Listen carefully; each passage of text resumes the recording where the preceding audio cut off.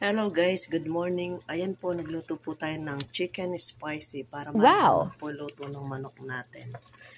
Ayan, ginisa ko po siya, tapos lagyan po natin ng spicy.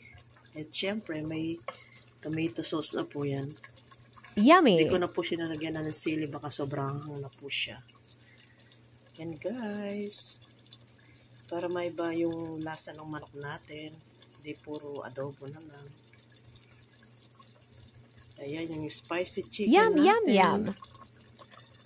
Siyempre guys, gusto ko, patutuyuin ko siya para mas masarap siya. Ano yan, chicken, sweet, and spicy.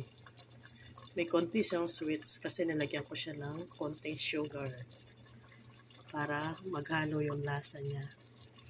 Siyempre, nilagyan po nating magic sarap yan para lalong sumarap. Ayan guys, thank you for watching my video guys, and God bless you all. Ingat po palagi tayo. Thank you for Bye. watching.